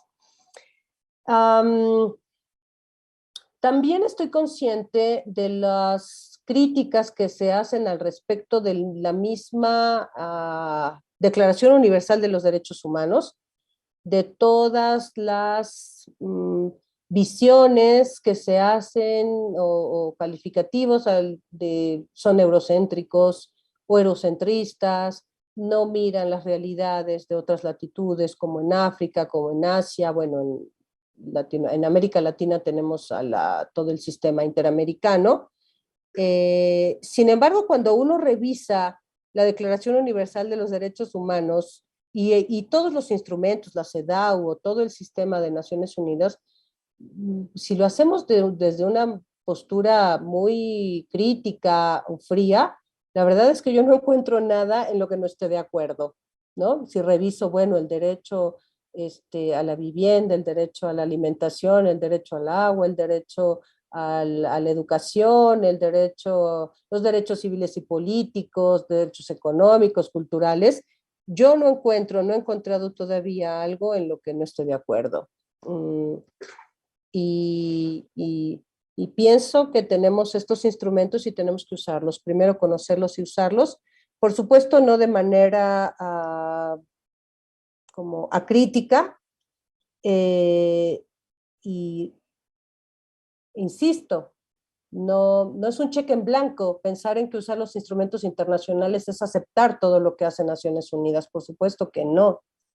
Creo que hay muchas cosas criticables, pero lo que podemos utilizar, lo que podemos trabajar desde los instrumentos, las observaciones de los comités que se hacen, no solo al Estado mexicano, sino a todos los estados, me parece que hay que usarlos, ¿no? Por otro lado, este fenómeno de violencia del hombre y la mujer en moto. El hombre toma a la mujer y la sube a la moto y no hace caso, eso entiendo de lo que le comentó la compañera, ¿no? Ahí están todo el tema de la cosificación, ¿no? Que además es un concepto que se usa también mucho con Marx, cómo se reduce a un ser humano a una cosa, cómo se reduce a un animal no humano a una cosa, Me parece que ahí está, insisto, distorsionada la noción de dignidad. Entiendo la noción de dignidad como el núcleo duro de los derechos humanos, en donde el valor es intrínseco e incondicionado. Incondicionado de cualquier nota, característica, adscripción, etcétera. Entonces, en este ejemplo, no hay una igualdad en el valor, no hay una igualdad en la percepción. Siempre que violentamos a alguien, yo les pido que se pregunten cuando han violentado a alguna persona, hay una distorsión ahí del valor, porque la violencia nos han hecho creer que es irracional, pero no es, a lo mejor hay una forma de violencia irracional, pero en la mayoría de los casos es bastante consciente de con quién ejercer violencia, ¿no? Puedo decir, me hicieron enojar y entonces golpeo a mis hijos, pero me hicieron enojar y no golpeo al jefe o a la jefa, ¿no? Entonces hay una selectividad allí de con quién somos violentos. Y la no violencia lo que nos dice es que tenemos que renunciar a toda esa forma de violencia dirigida a quien sea. Creo que ahí está el tema de la cosificación, está el tema de mirar a la mujer como una cosa de consumo y de no considerarla un ser con voluntad, un ser con agente, con una persona con capacidad de decisión, y tenemos que trabajar mucho al respecto de no solo del empoderamiento de las mujeres, sino de cómo los hombres visibilizan sus roles y sus mandatos de género. La pregunta de la Agenda 2030 no la entendí bien. A ver, capté que en el Objetivo de Desarrollo Sostenible, el número 16, dice, la paz se adecua a la paz y la postura de la paz en México. No sé si me puedan aclarar esta. No sé exactamente qué es lo que me están preguntando.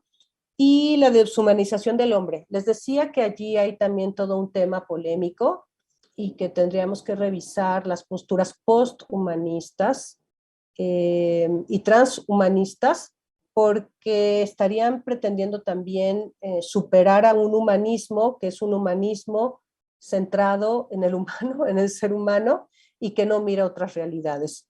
Pero si entiendo la inquietud, tiene que ver la deshumanización como la apología, una sociedad, una humanidad que ha hecho apología de las violencias y que nos estamos, pues sí, destruyendo unos a otros, unas a otras, unos a otros. Creo yo, a veces me pongo a pensar, estaba escuchando a un politólogo decir que a este mundo ya lo perdimos. Y mientras yo lo escuchaba, decía, si ya lo perdimos, pues entonces ya no hay nada que hacer y mejor esperamos con los brazos cruzados, pues que este mundo termine, ¿no? Que terminemos por acabarnos, que terminemos por acabarnos el medio ambiente y que terminemos por acabarnos a los animales no humanos. Creo que tenemos que recordarnos esto de pensar universal y construir localmente. Entiendo esa pregunta o esa inquietud como la deshumanización del hombre, ¿no? Más bien como todos nos hemos convertido en el lobo del hombre, Homo homini lupus, ¿no? El hombre como depredador del hombre, y creo que tendríamos que ir cuestionando y cambiando este mantra de más, mejor, sé el primero, ten más, y desconéctate moralmente, porque la regla para estar en el mundo es tener más y ser más. Y yo les diría que este mandato de la no violencia, o lo traduzco también como con toda la emergencia de las redes sociales, yo lo diría como un renuncia a la gloria, ¿no? Yo diría, creo que tenemos que renunciar a esta falsa idea de gloria, a esta falsa idea de éxito, a esta falsa idea de prestigio, falsa idea del hiper yo, diría Lipovetsky, ¿no? Eh, y bueno, pues hasta ahí el comentario, y si me pueden ayudar para comprender esta pregunta de la Agenda 2030. Claro, maestra. Creo que a lo que se refiere Macatishu Mendoza, antes de que nos aclare bien la pregunta, parece Ujú, que lo que yo entiendo es que en la Agenda 2030, el número ujú, 16 tiene que ver con la ujú. paz. La pregunta Sí. es, ¿se adecua a nuestra realidad o le hacen falta más indicadores? ¿Cree que México tiene una postura radical en la cultura de la no violencia? Creo que esperamos que nos diga si hice bien la pregunta. Ya, muchas gracias. Creo que ya entiendo un poco más la pregunta. Em, Les decía hace un momento que la paz se va a entender o la búsqueda de la paz positiva se va a entender como un proceso. Ajá. Es un proceso de construcción, no es un estado, no es un punto al que hay que llegar, no es, desde mi lectura, tampoco un indicador. Muchas veces los indicadores están relacionados, por ejemplo, con las muertes violentas. Uh-huh. No creo que las muertes violentas sean el número de muertes violentas sea un buen indicador. Yo veo la construcción de paz y me gustaría pensar que tenemos todavía mucho por hacer desde el ámbito educativo, porque si bien tenemos instituciones de procuración, administración de justicia que están allí para generar sanciones a quien violente o a quien haga daño, creo yo que no es suficiente con eso. No sé si estamos pensando en indicadores, generalmente los indicadores, la mayoría de las veces, no digo que siempre son numéricos. Yo no creo que la paz se pueda medir por números. Yo creo que la paz es este proceso que se vive todos los días y que se aprende a partir de lo que se construye con las y los otros. Tampoco creo que la paz se construya desde un programa en un escritorio para hacer política pública. ¿Que es importante? Por supuesto que es importante. ¿Que hay que hacer indicadores? Hay que hacer indicadores, pero no creo que sea la manera. Mi enfoque es más de lento cocimiento y por lo tanto es pendiente arriba. Es decir, implica mucha tolerancia a la frustración. Eh, Prefiero eso que las acciones punitivas, que las acciones de castigo o que las acciones que busquen solamente palomear ciertos casos. Y desgraciadamente, con la construcción de indicadores y de programas de derechos humanos o de construcción de paz, a veces están basados solamente en estos indicadores que palomean, ¿no? ¿Cuántas acciones hicimos al respecto de X o de Y? La verdad es que yo no creo mucho en eso, creo más en la educación de picar piedra todos los días, en todos los momentos, repetir lo que creo o lo que la gente constructora de paz cree. Eh, y en ese sentido, no creo que podamos hablar de una postura radical para construir la paz. No, no creo. Si la pregunta se refiere a una lucha o al combate al narcotráfico, tampoco creo que sirvan las posturas radicales, porque una postura radical es una postura de imposición, o al menos así lo estoy entendiendo. Si me ayudan si me ayuda el compañero o compañera a entender la pregunta, a lo mejor podré decir algo como más claro, pero no creo que una lucha a favor de la paz se tenga que hacer de manera radical o contundente. Yo creo que es una serie de estrategias, es una serie de métodos y de acciones desde muchos frentes que tampoco le corresponde de manera exclusiva y única a la educación, tampoco, porque abandono esta idea del utopismo pedagógico en donde la educación nos va a salvar de todos los males del mundo. No creo en eso tampoco. Es la educación, pero es todo el gobierno, todo el Estado y toda la sociedad en su conjunto mirando como un ideal, ¿no? O varios ideales, pero que construyan hacia allá.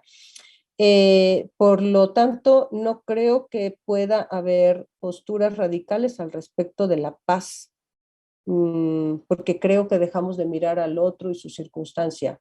Dejamos de mirar a quienes están siendo fuente de violencia también como víctimas. Y yo creo que hay un elemento en el perpetrador de víctima, y esto no significa desresponsabilizarlo, quitarle no quiero decir culpa, pues la responsabilidad y perdonarle y olvidar. No, no, claro que no, pero tiene que ver con cuántos niños y niñas están metidos en la delincuencia organizada y que están no de manera voluntaria, que están como víctimas, ¿no? Si pensamos en cuál es su historia de vida, nos vamos a dar cuenta que han sido víctimas en el sentido, repito, no de responsabilizarlos, sino de haber sido cooptados cuando todavía la conciencia moral, la conciencia de vida, la conciencia de cuál es su lugar y su papel en el mundo no estaban conformados. Pues hasta ahí dejaría mi comentario. Ok, gracias maestra. Continuamos con las preguntas. CM Sí, Liliana, adelante. gracias. CM Liliana dice, dentro del feminismo aún no me queda claro el término afidamiento. Makati Shu Mendoza, el hombre es bueno por naturaleza, dice Rousseau. Por otro lado, Maquiavelo dice, el hombre es malo por naturaleza. ¿Qué piensa de esta lucha filosófica que ha traído debates por años? ¿Cuáles son sus reflexiones de estas dos frases? Fan de Comenio. Acerca de Montessori de no hemos aprendido a convivir, he notado que las personas que provienen de primarias de educación alternativa son menos competitivos y en la educación Waldorf, tiene un planteamiento de convivencia y de reconocer al otro a través de las clases de música, coro, rondas. Cito, sabernos parte de un grupo que contribuye mi presencia para socializar, promover ver al otro con igual valía. Norma Gallardo, en relación en que la escuela se da la competencia, en la UNAM serían las licenciaturas de ingreso indirecto donde se tiene que demostrar ciertas destrezas y conocimientos adicionales. Alfonso Pérez, la transformación que busca hacer la justicia. Y detenemos ahí estas 5 y después, si nos da tiempo, otras 5. Gracias, maestra. No, muchas gracias. Bueno, no estoy muy enterada, ofrezco una disculpa con el término afidamento. Sé que tiene que ver con la relación pues, entre las mujeres, pero eh, ofrezco disculpas. No conozco muy bien el término y no, se los debo para la próxima. Les decía hace un momento que me apego un poco más a lo que nos dice Kant. Los hombres no somos buenos ni malos por naturaleza, no creo en eso. De hecho, no creo, me parecen los prejuicios fundantes, soy más espinociana. En la ética demostrada según el orden geométrico, en el apéndice, Spinoza plantea como dos de nuestros grandes prejuicios fundantes la existencia del bien y del mal. Me parece que esos prejuicios fundantes de la existencia del bien y del mal nos han hecho muchísimo daño como humanidad. Yo invitaría a abandonar esos prejuicios que dice Spinoza. No creo que los hombres seamos buenos ni malos por naturaleza. Yo creo que hemos construido una sociedad terriblemente violenta, pero al respecto, preguntarnos si pudimos haberlo hecho de otra manera es ocioso. Más bien me parece que el trabajo es pensar qué hacemos con estos que somos, con esta sociedad que construimos y cómo le hacemos para salir, creo yo, de todos, bueno, preguntaría, pediría, pensaría que tenemos que buscar maneras de estar mejor con las y los otros. No sé si somos una tabula rasa, pero lo que sí estoy segura es que no somos ni buenos ni malos. Podemos hacer cosas buenas o cosas malas, ajá, pero la idea de lo bueno y lo malo como algo suprahumano o suprahistórico lo he abandonado desde hace muchos años y repito, creo que es terriblemente peligroso que desgraciadamente todavía creemos o se cree mucho en ello. Um, uno de los elementos de la violencia constante, les hablaba de este libro de las sociedades extremadamente violentas, lo que nos dice es que cuando yo identifico al otro como malo o mala, le quito la humanidad. Esto también lo dice Zimbardo en El efecto Lucifer, El porqué de la maldad, que también se los recomiendo muchísimo, es un libro extraordinario. Eh, Cuando nosotros le quitamos la humanidad a alguien, le quitamos las cualidades humanas y el valor de ser humano, por más terrible, piensen en el peor ser humano, piensen así en alguien que ustedes consideren, es que este no es un humano o no es una humana porque hizo tales y cuales cosas.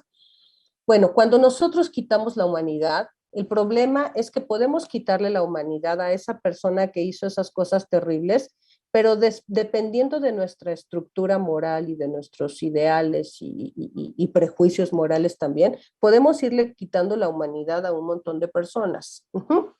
Podemos quitarle la humanidad a las trabajadoras sexuales, por ejemplo, o a los migrantes, las migrantes. De hecho se da, lo vemos todos los días. Y cuando quito la humanidad, lo convierto a esa persona en alguien malo que tiene que ser destruido o destruida.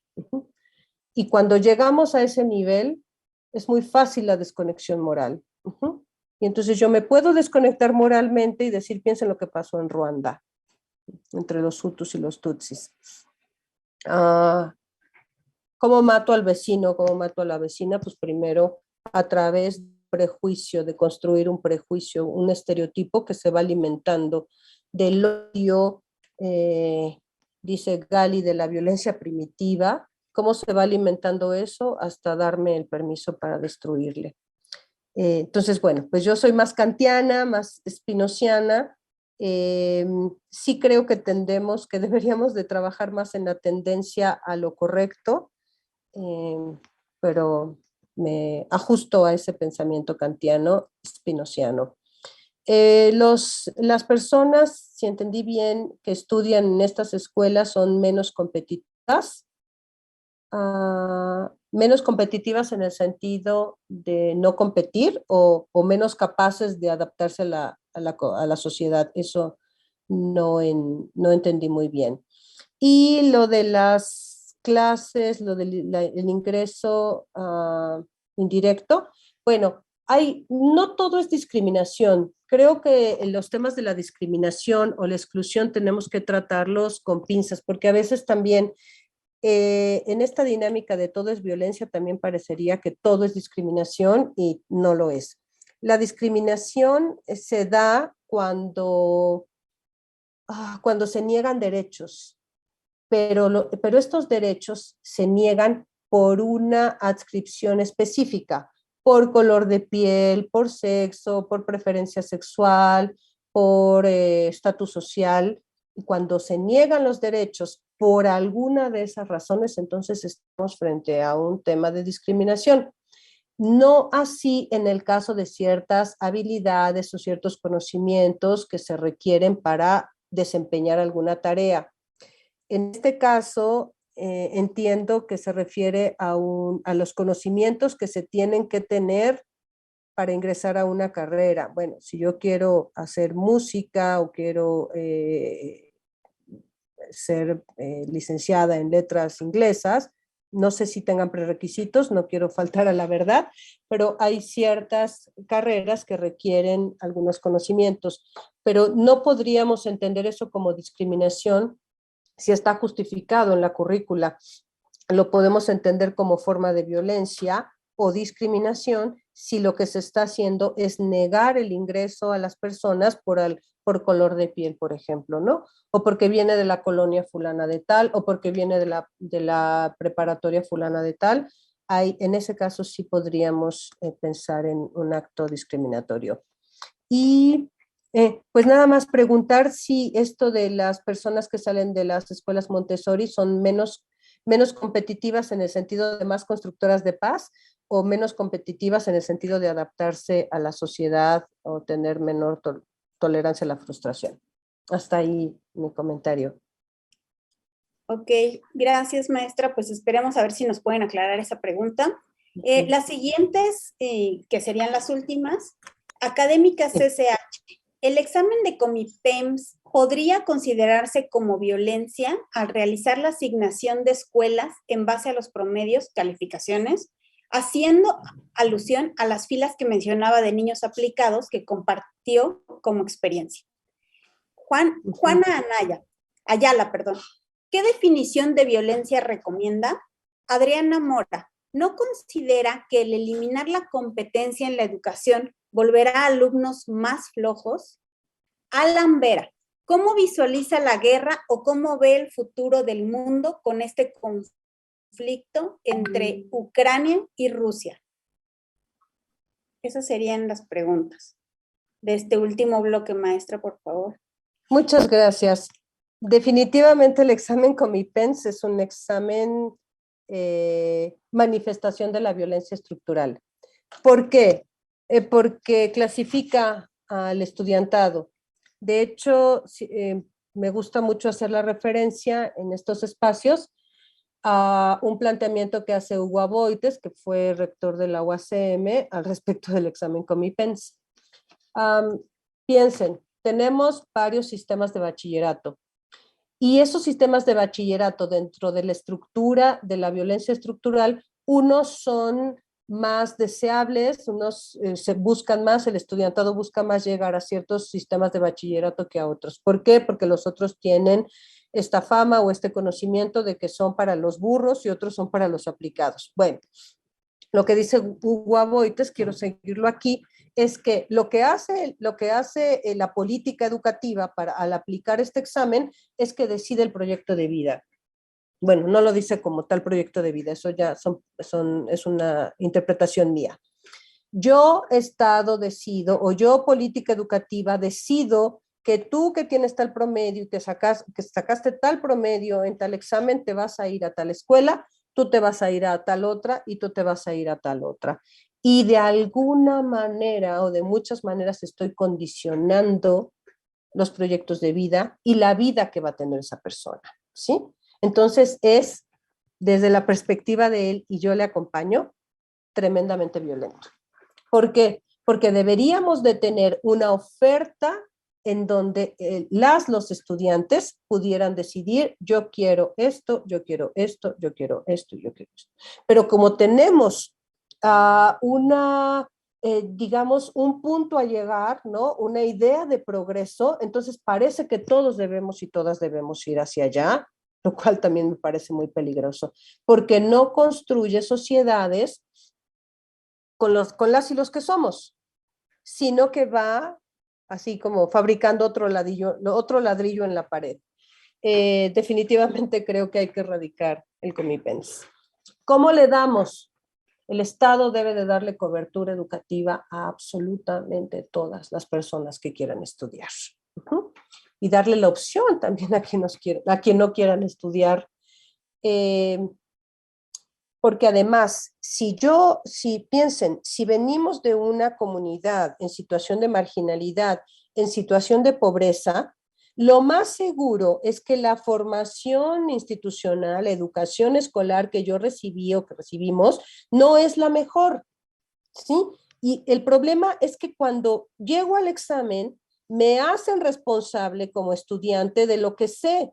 Hay una parte de responsabilidad que tengo, claro, pero hay una parte de responsabilidad que no tengo, que es una responsabilidad de los maestros, del director, del Estado, de la escuela, etcétera. No sé si estoy siendo clara. Le dejamos a las y los adolescentes la responsabilidad de su falta de conocimiento o de su mala formación escolar. Y entonces tenemos a una cantidad de estudiantes con unas depresiones y unas tristezas tremendas, porque es, de hecho, me parece, uno de los primeros baldes de realidad, así cubetadas de realidad que le damos al estudiantado y que me parece tremendo y que sabemos perfectamente que muchos adolescentes han llegado a decidir privarse de la vida por algo como esto, ¿no? ¿Por qué? porque ya los pusimos en la fila de la competencia y ya les dijimos cuando no entraron a la escuela que no sirven, que no han llegado al nivel que necesitan, cuando lo que no hemos mirado son las violencias estructurales de las que han sido víctimas. Eso por el lado del examen con mi PENS. Definición de violencia. Bueno, estoy en la construcción. A mí me gusta pensarla como hipertrofia de la cultura, y esa hipertrofia de la cultura me gusta pensarla más desde la cultura de paz. Me gusta mucho la definición de Bourdieu, y últimamente estoy trabajando las definiciones de violencia que trabaja Byung-Chul Han, que tiene un libro que se llama así, Tipos de Violencia, pero de manera como básica y rápida diría que es eso, es la hipertrofia de la cultura. ¿Eliminar la competencia hace a la gente floja? Era la pregunta, ¿verdad, Rocío? Perdón, sí. Dice, sí, eliminar la competencia en la educación volvería a las personas más flojas. Ya. Creo que tenemos que salir precisamente de nuestra estructura mental que nos ha enseñado a que es competir o competir, ¿no? Creo que hay que crear, y eso es lo que se plantea desde este enfoque, crear otras formas de convivencia y crear otras formas de estar con las y los otros. Y estoy completamente convencida de que se puede estar con las y los otros sin estar compitiendo. También les invitaría a eso, renuncien a la competencia, porque no tiene que ver con ser flojas o flojos. El pensar que somos flojas o flojos está en un nivel en donde hay un deber ser. Ajá. Y entonces yo, si estoy en este deber ser o en esta idea de progreso, puedo tachar a algunas personas, a ver, por ejemplo, al poeta, a la poeta. Puedo pensar que la poeta, la poetisa, como gusten nombrarlo, pues es floja porque se la pasa haciendo poemas frente al mar y en realidad no es productiva. Tenemos el mantra de la posmodernidad, que es hacer, hacer, hacer, hacer, trabaja, trabaja, trabaja, trabaja, trabaja, trabaja, trabaja y muérete trabajando. Hay un culto al trabajo, hay un culto a la eficiencia, hay un culto, hay una, dice Byung-Chul Han, hay una autoexplotación. Ya no necesitamos que nos explote el de afuera, nos explotamos solitas y solitos, ¿no? Y esa es una de las formas también de la violencia. Entonces, pensar en que esta pandemia nos llevó a trabajar a través en línea y trabajamos cada vez más y más y más y más, no creo que tampoco sea el mejor camino. Hay un libro que les recomiendo que es también una apología a la pereza, porque recuerden que la filosofía nace del ocio y necesitamos también para esta felicidad y paz, necesitamos momentos de ocio, de no trabajo, y yo estoy más bien en contraste con la cultura del trabajo. Creo yo que necesitamos espacios de no trabajo y no trabajo remunerado. Y la última, porque creo que ya no tengo tiempo, ¿cómo visual? Híjole, lo de la guerra entre Ucrania y Rusia, me parece que una de las cosas en las que tenemos que poner muchísima atención es en todo el tema de los medios de comunicación y la propaganda, que nos regresa al tema de los buenos y los malos. Yo no creo que en la guerra haya buenos y malos, creo que hay intereses, muchos intereses, creo que hay dinero ahí cruzado, intereses económicos sobre todo, y de otro tipo también. Eh, yo no creo que unos sean las víctimas y otros los victimarios, no creo en eso. Y sí me parece que estamos en ese punto en el que se puede romper y tensar. Hay nociones también de violencia, estoy pensando en Foucault, en donde la paz no es otra cosa que este estado de tensión y que tenemos que cuidar este estado de tensión para que no se rompa, y la paz es eso. Habla él de la filigrana en la guerra, la guerra en la filigrana de la paz, ¿no? La paz no es otra cosa que este hilito que si jalamos un poquito se puede romper y deviene en conflicto y en guerra. Creo que estamos en un momento difícil, en un momento triste, porque estamos hablando del 2022, en donde parece que los esfuerzos para construir la paz están pues fracasados. Yo les decía hace un momento de un autor que habla de que ya perdimos al mundo. Yo todavía quiero creer que no, que todavía hay muchas cosas que hacer, y sí les invitaría a ser críticos con esta idea de los buenos son los ucranianos y los malos son los rusos. Tampoco creo que los rusos sean los buenos y los ucranianos los malos. Me parece que hay intereses ahí que analizar de manera geopolítica, biopolítica y de muchas otras enfoques. Y bueno, con eso termino. Muchas gracias a todas y a todos por sus preguntas, su paciencia, su atención, su amable espera y estar aquí. Muchas gracias, maestra. Pues ofrecemos una disculpa porque no pudimos leer todas las preguntas y los comentarios, pero me gustaría cerrar con... Hay muchas felicitaciones, pero le voy a leer esta. Dice, maestra Mendoza, me volví su fan. ¿Dónde podemos seguir su trabajo? En la Facultad de Filosofía y Letras hubo hace como 6 años una cátedra extraordinaria de desobediencia debida y fue un acercamiento al tema que ha expuesto. Me fascinó escucharla.